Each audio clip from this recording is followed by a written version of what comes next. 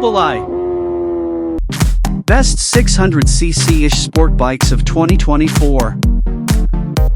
In a newly resurgent sport bike class, these middleweight motorcycles pack a punch. We've narrowed our choices to a few perennial, if aging, standard bearers, some newer crossover models, and bikes with commensurate performance, price, and otherwise race-ready attributes. 5. Aprilia RS660. The RS660's 659 cubic centimeters parallel twin-engine makes it one of the punchiest and most powerful bikes here, and that 270-degree crank gives it a sound unlike any of the others. Not quite a designated supersport, the bike is nevertheless supremely flickable, comes equipped with excellent components, and is less intimidating than some inline-four supersports while still offering a sporty experience. During our track test, we said it offered engaging engine performance, nimble handling, a relatively low seat height, and roomy ergonomics, and to keep things in check, the RS660's top-shelf electronics include the Aprilia Performance Ride Control, APRC, suite, which is accessed via a full-color TFT display. These IMU-based traction control, wheelie control, engine brake, and ABS settings are offered in 5 preset riding modes, and while suspension adjustment is limited to spring preload and rebound damping fore and aft, the standard electronic quickshifter is bidirectional. Throw in the approachable ergonomics, and it adds up to a versatile machine that's appropriate for day-to-day as well as track riding for seasoned veterans and beginners alike.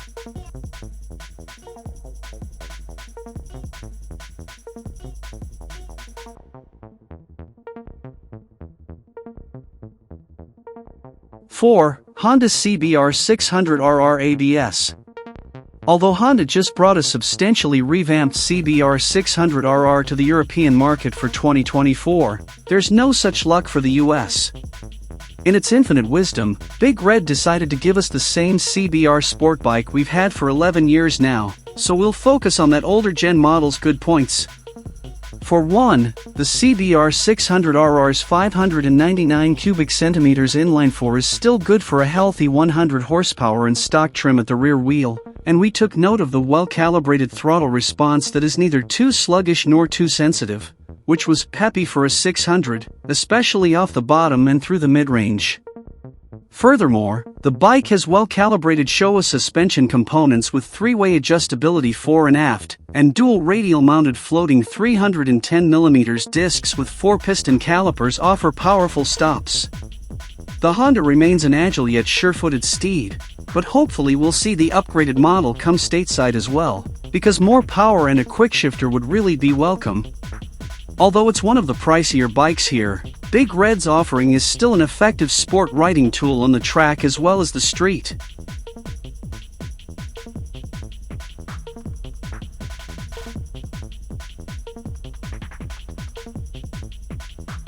Three, Kawasaki Ninja ZX6 RR ABS.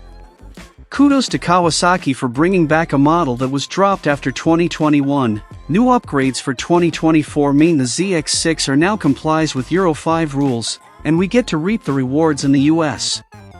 The inline-four engine keeps its existing 636 cubic centimeters capacity, but mechanical tweaks include new cam profiles, a redesigned intake, and new exhaust headers. All those changes drop peak power to 122 horsepower on Eurospec bikes, but it's unlikely to be noticeable from the outgoing model.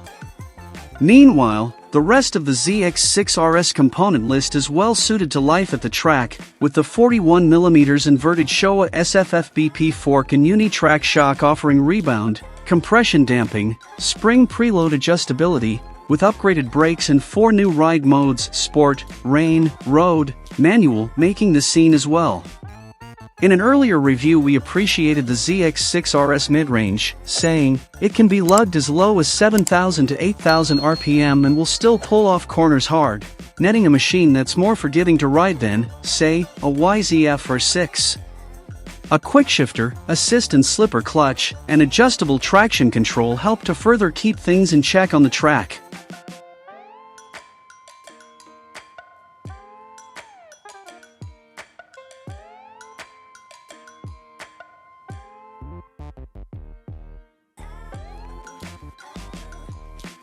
2. Suzuki GSX-R600. Despite being long in the tooth, Suzuki's long-running 600 still has a number of qualities that have made it a favorite of racers, stunt riders, and enthusiasts for years. Centered around the familiar 599 cubic centimeters inline-4 and twin-spar aluminum frame that hasn't been overhauled since 2011, the GSX-R600 offers an analog experience in an increasingly digital world, yet manages to be relevant where it counts. It starts with the ergonomics, which are decidedly aggressive and racetrack-focused.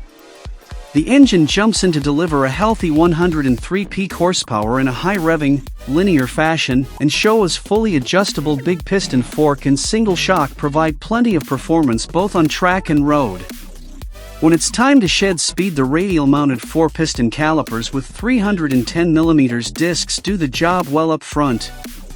3-way adjustable foot pegs, an electronically controlled steering damper, and aggressive ergonomics further cement this Gixxer's racetrack intent, but as we noted, the once mighty Super Sport could use an upgrade or two. There are only 2 ride modes, no ABS, and no other aids like traction control or a quickshifter. Yes, we know, there's something about having that raw connection to the machine.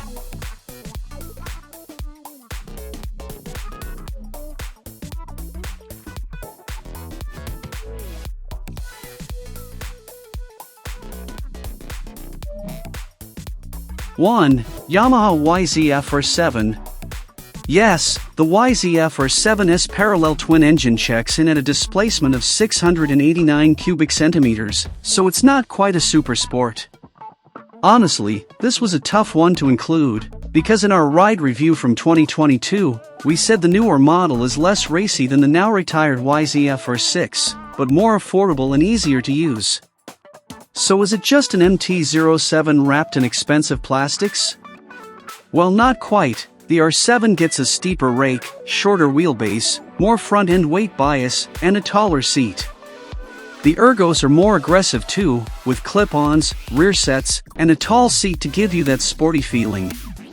A fully adjustable fork lets you tweak settings to suit, though the shock offers just spring preload and rebound damping. The R7 SP Twin is more usable for street riding than the R6S4, with a modest 73 horsepower output, though the R7's far more affordable price tag will go a long way toward learning to love that CP2 engine. While we'll miss the sharper and racier feel of the 4-cylinder R6, the R7 is way more practical for most riders looking to drag a knee. I hope to inspire you and help you learn more about your favorite theme. Subscribe to my channel and let me know what you think.